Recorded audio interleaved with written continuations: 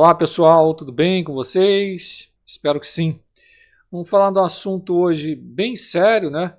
Que é a respeito do vírus Ebola, tá? Muitas pessoas compartilhando fake news, assustando, né? Causando um alarmismo, e isso não é nada producente.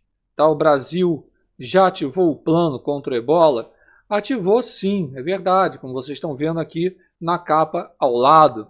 Mas temos que tomar certos cuidados, porque quando a mídia publica isso, as pessoas geralmente só olham a manchete e não entendem o que isso quer dizer. Então você vai entender agora, vai entender a respeito do vírus um pouquinho, né, e o que está acontecendo. Vem comigo, você está no Ciência e Meio Ambiente. Eu sou o biólogo Igor Maqueira. Vem comigo aqui. Então, né, o paradoxo do Ebola. Então, esse paradoxo, ele, assim, todo mundo pergunta, né, após anos da criação da primeira vacina, né, mas vocês vão entender por quê. Por que se tem a vacina, por que não está sendo utilizada? Calma, vamos entender aqui, juntinhos. E esse novo surto lá na ROC, né, na RDC, que é a República Democrática do Congo, continua desafiando a ciência global? Será? Sim ou não? O que vocês acham? Mas vamos seguindo aqui. O alerta na linha de frente, né, é o 17º, tá? 17ª colocação no número ali dos surtos na República Democrática do Congo, desde a descoberta do vírus lá em 1976.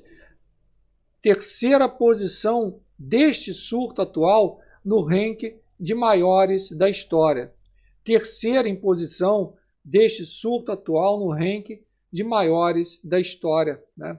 Então, o foco na província de Ituri, tá? É um desafio logístico severo, porque é uma zona de conflito, inclusive vários órgãos internacionais já pediram, né? Mas é aquilo, eu costumo até falar às vezes que esses órgãos internacionais, ONU e etc., sabe, uma palhaçada é a mesma coisa, porque pede, mas não adianta nada, né? Continua ali, muito desafiador, né? O acesso geográfico e clínico extremamente restrito, né? E o perfil clínico e dinâmica da transmissão, né? Como é que se dá isso?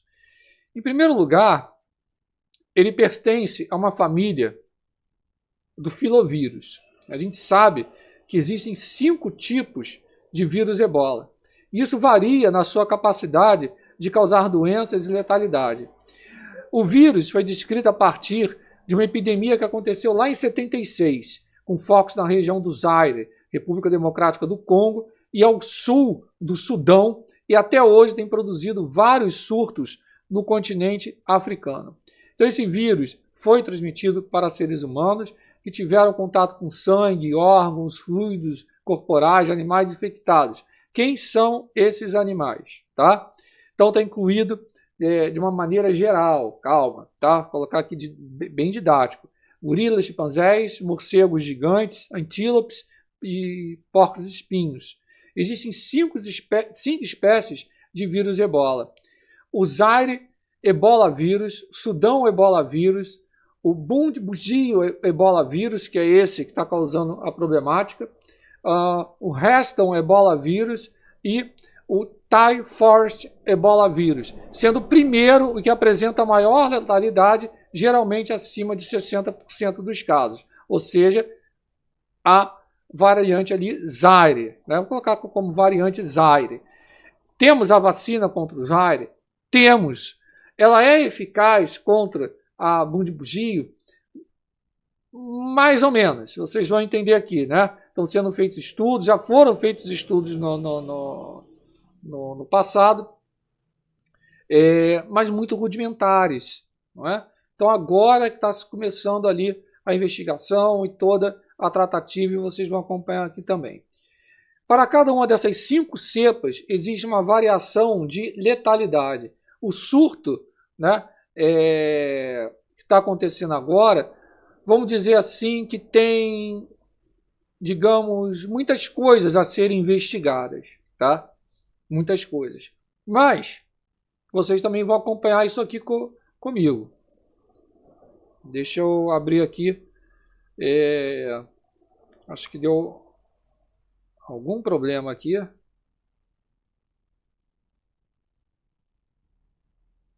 Só esperando voltar aqui. Agora sim. Então tá aí, né? Se o mundo desenvolveu e aprovou a vacina Ervebo com sucesso em 2019, por que não há imunizantes aprovados para conter o surto de hoje? Então é bem diferente. Então a matriz das cepas e o inimigo múltipla. A família filovírus, como eu falei. Aqui está a cepa Zaire, o histórico, né? Causando epidemias devastadoras em 14 e 2018. A letalidade entre 60% e 90%. E a defesa, a vacina aprovada, que é a Ervebo. Então a cepa Bundibugyo, o histórico, a causa do surto atual, agora na República Democrática do Congo, a letalidade de moderada a alta. Aí vocês podem falar, puxa, professor, mas espera aí, a letalidade da Zaire chega a 90%, de 60% a 90%. Essa é de 50% a 60%. Tá, mas espera aí. Na Zaire, você tem uma medida ali para mitigar. Você tem uma vacina aprovada. Nessa você não tem. Ah, mas estão aplicando, eu soube que estão aplicando a Ervebo para casos da Bundibugyo e alguns casos com sucesso. Sim. É aí que está. É aí que está entrando toda a chave dessa questão e vocês vão acompanhar aqui. Né? Sempre com muita propriedade. Então a aposta aí da proteção cruzada. O que é a proteção cruzada? Testes em animais mostraram que a Ervebo pode oferecer até 50% de proteção cruzada contra a cepa Bundibugyo. 3 de 4 primatas sobreviveram em ensaios limitados. Tá? Então, são os testes. E a interferência imunológica? Usar a vacina errada pode desviar a atenção do sistema imune. E isso piora a resposta do paciente caso ele já tenha sido exposto a Bundibugyo. Né? Então, na falta de evidências de segurança, né, a OMS declara justamente a Ervebo fora das opções principais. Não quer dizer que ela não seja uma opção. Né? Não quer dizer. Tá? Então, você está em apuros, como disse o próprio virologista ali, o Dr. Thomas Geisbert. Então, você está em apuros. Se vai agir, ou em apuros, se não vai agir. Então, está em apuros, o pessoal está fazendo o quê? A proteção cruzada. Não é? Cruzada. Vamos ver mais detalhes aqui, bem interessantes. Temos uma corrida de novas vacinas? Temos. Mas antes, eu quero colocar aqui uma coisa muito chamativa. Tá? Aliás, vamos seguir aqui, eu já vou colocar. Nós temos ali, eu não estou fazendo propaganda, mas nós temos alguns laboratórios envolvidos, né? A Merck, a Oxford, a AstraZeneca, né? A abordagem comprovada é a mesma tecnologia utilizada na Ervebo, da proteção completa em primatas, animais não adoecem, servindo até como profilaxia pós-exposição. E o status de 6 a 9 meses até o material de grau clínico para testes em humanos. E a Oxford AstraZeneca é justamente essa que eles estão tentando para Bundibugyo. Né? Vetor de adenovírus, que foi a mesma plataforma da Covid-19, dados em animais ainda indisponíveis e a produção imediata, né, de 2 a 3 meses para ensaios clínicos em humanos via Serum Institute. Aqui é o arsenal terapêutico, né? O arsenal terapêutico hoje são anticorpos monoclonais e antivirais de amplo espectro. O Redensivir, eficaz, mas exige infusão, e o Obeldesivir, né? a prioridade do MS para profilaxia pós-exposição a esse vírus. Temos também coquetéis e os anticorpos monoclonais, que é o MBP 134. Né? Agora, pense comigo, né? Você está ali numa linha de frente. Uma guerra, um tiroteio, tudo voando. Então, infusões intravenosas num local desse, meu amigo, é muito difícil. Né? Então, os medicamentos de via oral são os mais utilizados. Agora, o ciclo desse pânico, né, e da negligência. O surto estourou. Né? A atenção da mídia global, etc. O problema todo foi o controle. Né? E depois, a negligência. O financiamento foi cortado, os testes foram interrompidos e a produção de estoques congelada. Então, o que aconteceu? Né? Se esse surto fosse, como ele colocou ali na Europa, nos Estados Unidos, né, medicamentos e vacinas já estariam disponíveis. Né? Assim, para o público leigo, né, assim, para alguns idiotas de plantão, né, que adoram teorias de conspiração, etc. Ah, porque demora. Ah, porque não sei o que. Gente, envolve isso. Money. Muito dinheiro. Né? Então, qualquer surto que você tenha, não pense, os caras estão dentro de laboratórios debruçados. Né? Então, quando tem esses surtos ou epidemias, o que está sendo estudado ali é aprimorado. Com o quê? Injeção de verba. Não se faz nada sem verba. Né? Agora, vamos mais aqui. Então, o que aconteceu? Né? Diagnóstico rápido local, o isolamento, né? O rastreamento, o atendimento clínico, né? E a confiança e engajamento da comunidade local. Isso consegue controlar um surto? Ainda assim, vacinas? Consegue. Tá? Consegue. Controlar não é a mesma coisa que acabar. Né? Cuidado com isso também. Vamos lá. 2014 versus o cenário atual. Né? Então você tem mutações, você tem inconsistências de financiamento, etc. Tem epicentros localizados em zonas de intenso conflito armado, como é Ituri.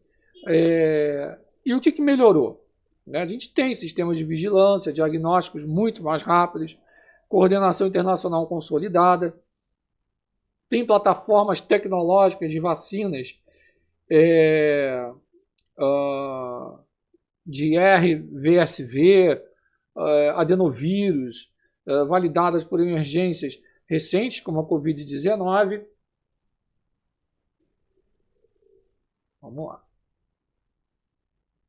E a ciência global já sabe como derrotar o ebola. O desafio aqui não está nem tanto descobrir a tecnologia imunológica. O desafio maior aqui é a vontade política e o financiamento ininterrupto para desarmar as próximas cepas antes que um novo surto comece. Então aí está o desafio. Tá? Agora, cabe ressaltar aqui o seguinte. Deixa eu voltar aqui nesse slide de 2014 versus o cenário atual. O ebola ele causa febre hemorrágica. O vírus ele tem um período de incubação de 1 a 21 dias. No início, o paciente apresenta febre, dor de cabeça, mialgia. Isso evolui para vômitos e diarreia.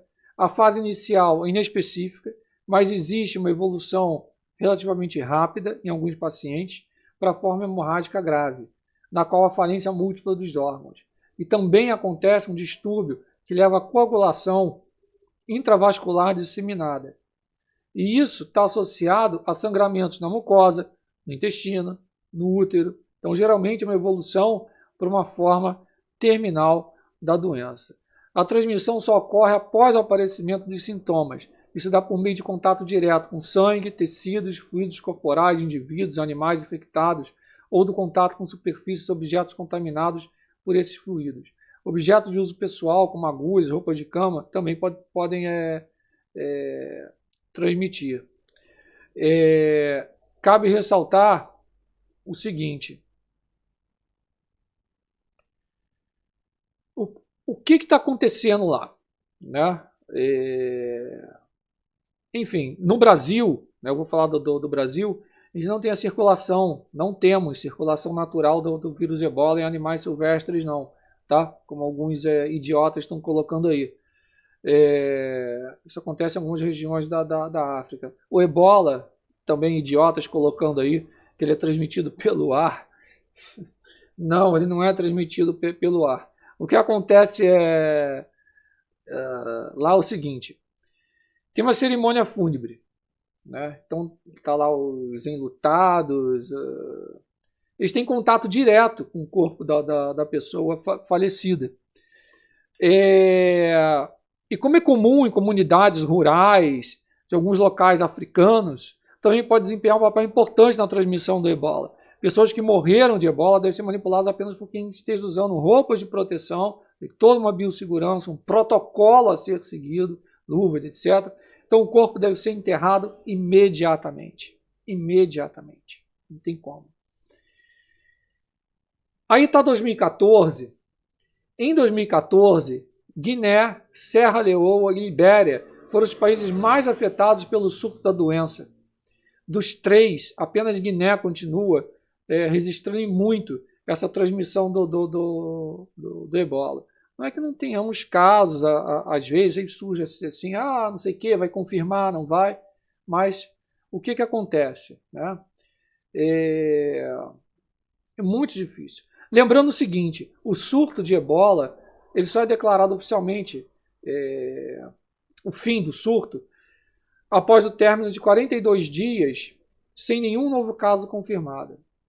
Ele surge em 76, em surtos simultâneos, não sei se a pronúncia aqui vai estar certa, em Nazara, né, no Sudão, e também em Iambucu, acho que é isso, ali na República Democrática do Congo, uma região situada próximo ao rio Ebola, né, daí o nome da doença.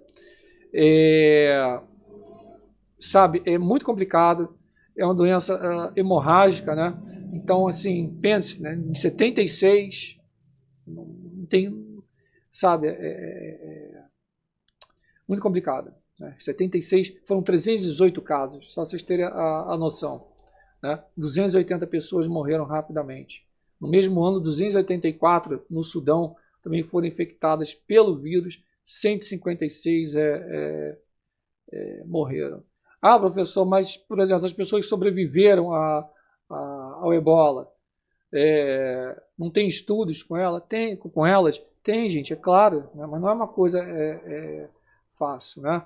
Em 2014 foram 28.599 casos suspeitos em Guiné, Serra Leoa e Libéria, 11.299 mortes. A maioria dos casos aconteceu entre agosto e dezembro, quando o número de infectados começou a cair nos 3 países. Então, todo vírus, né, a virulência ali, todo vírus ele tem o pico, ele atinge o pico e depois ele tende a cair. Né, mas não pode deixar ele voltar, né, conforme eu falei aqui. Agora, vamos colocar aqui o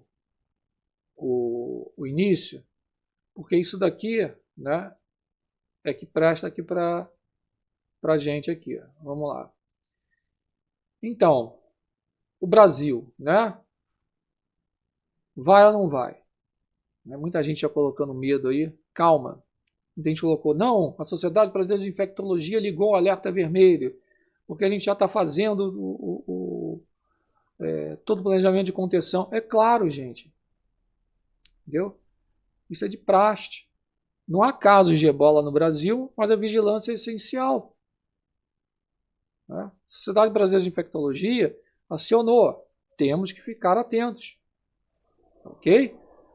Então o surto lá no Congo simboliza assim uma crise de saúde global.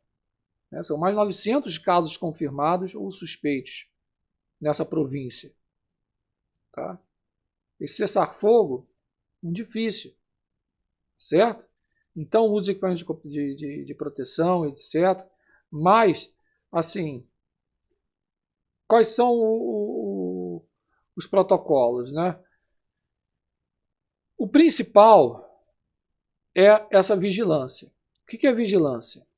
A gente não tem aqui voos diretos, né, para a República Democrática do Congo. Acesso como se fosse igual uma ponte aérea Rio-São Paulo. Não, a gente não tem isso. Né? Não tem. Então é descartado. Não é descartado. Ninguém falou isso.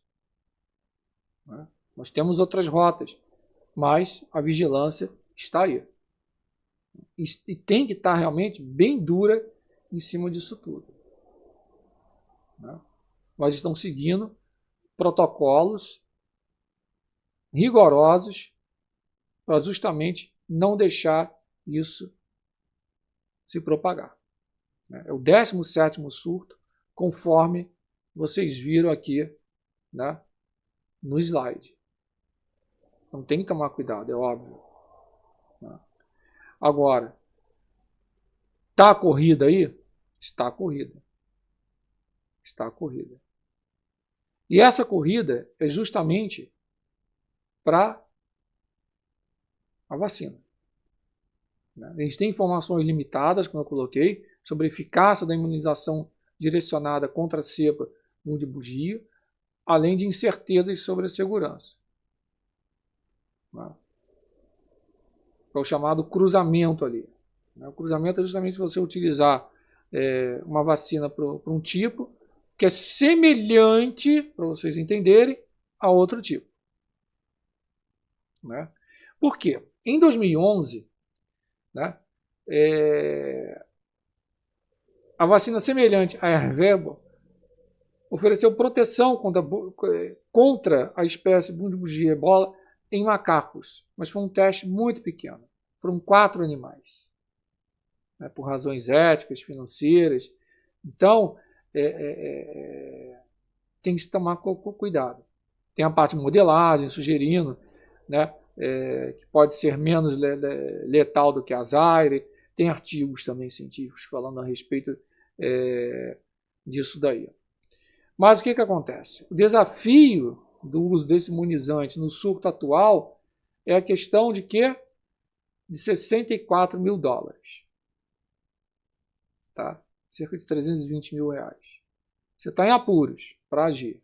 Né? Vai agir ou não? Né? Então, é que a vacina desvie a atenção do sistema imunológico para um tipo diferente. Mas isso pode interferir na resposta ali à exposição da bundibugio. O que interferir? Às vezes, ao invés de ajudar, vai piorar. Né? Mas está entre a cruz e a espada. Tá certo? Então, as empresas se defenderam, né? A Merck falou que já forneceu mais de 500 mil doses ao longo de 5 anos contra o ebola, em parceria que ia trabalhar com o Unicef, com a International Coordinate Group, on Vaccine Provision, para continuar a mantê-lo. Então, toda medida, né, assim, para proteção, se for colocar ali, perfeito. Né? Perfeito. Agora, a abordagem muito promissora disso tudo é que a vacina experimental semelhante à Ervebo, mais direcionada para bundibugio, né, o que acontece? Esse imunizante ele fornece uma proteína da doença usando outro vírus, tá? O da estomatite vesicular. E isso ensina o sistema imunológico a reconhecê-la. Tá?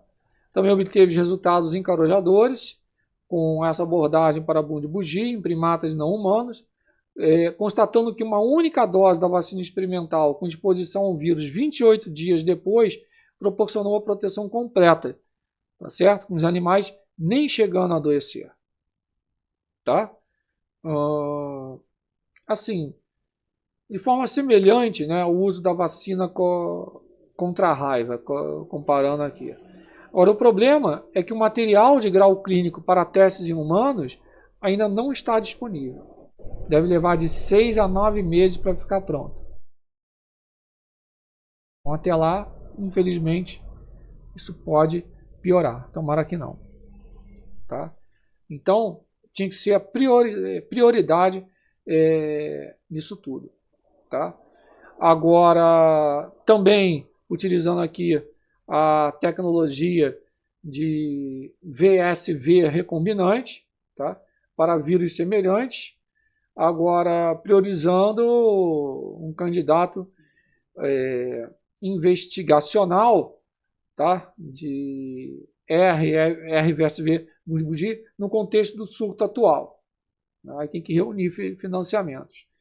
E a Merck colocou também com esforços ali para pesquisas de fármacos e desenvolvimento também de vacinas. Né? Tem também a Oxford AstraZeneca.